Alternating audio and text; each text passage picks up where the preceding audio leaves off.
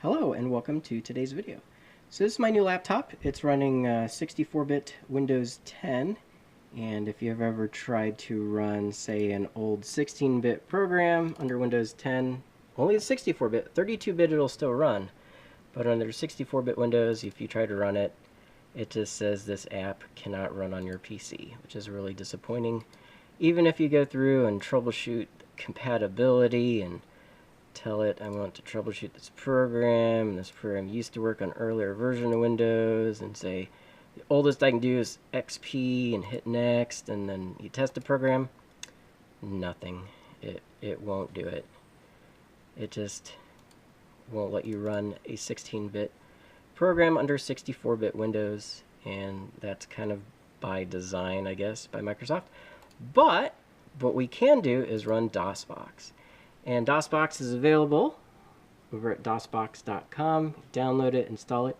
It's originally designed for games, necessary for many old MS-DOS games that simply cannot run on modern PCs and operating systems.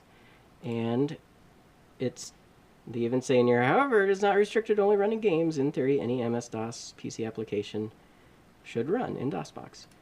And it does. So we're going to try to do that. Now, the only thing that I have noticed is the only USB to serial adapter that I have come across that works are FTDI based ones.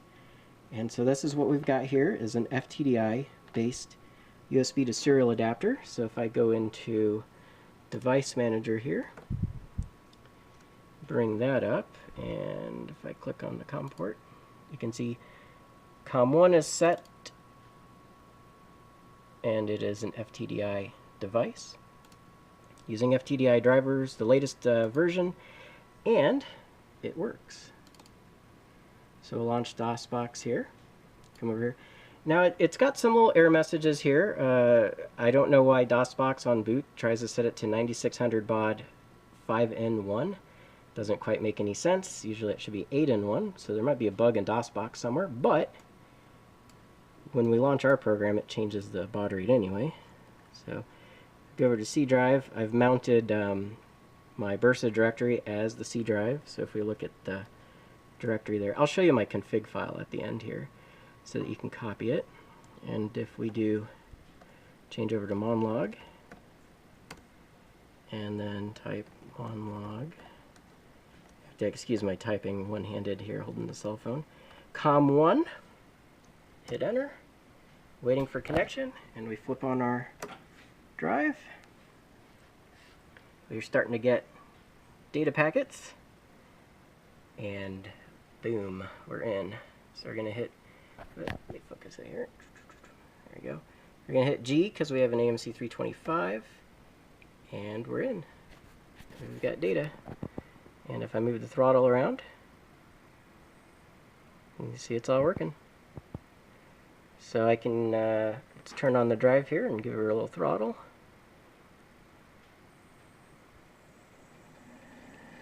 You can hear the motor spinning up.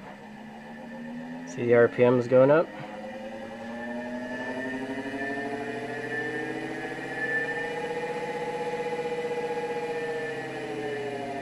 Put a little regen in there, and comes back to a stop.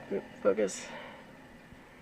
So yeah, that works. So we have Monlog running under Windows 10 64-bit via DosBox with an FTDI-based USB to serial adapter. It does not work with Prolific, and it does not work with the HC340-based USB to serial adapters. So in my big USB shootout, we're going to have to give the winning nod to FTDI. So let me F10 out of this, and let's try the AMC program.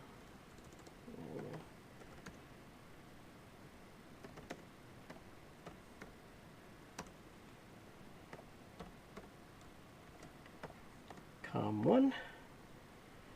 Ready, set, go. So switch AMC off and then on. It's off already, so we're going to flip it on and then hit a key. And we're in. We're going to go ahead and read out the drive. And then we're going to go view the profile. and it's all there. So I didn't try it with, I don't have a battery charger hooked up to try the NLG program, but I'm assuming that that would work as well. So there you go. I think everything, I think this is a valid solution. Newer machines running Windows 64-bit operating system, just run DosBox. Oh, and you guys want to see my config. So let me exit. We'll go ahead and I'll tab over there, get my mouse back, kill this, and now they hide. So we have to go under here, and then users, WolfTronix, app data, local, and then look somewhere in here should be DosBox for this config file. I don't know why they put it, they hide it all the way in there, but oops, it came up on the other screen here. Well, that's okay. Here, we'll bring it over. Okay, so everything is identical. Like, I didn't change anything, so their entire config file is exactly identical except for right here. I added these two commands. These were all set to dummy or disabled, I don't remember, and I just changed serial 1 to equals direct serial, real port, COM1, and then direct serial, real port, COM2, if you want to enable the second COM port.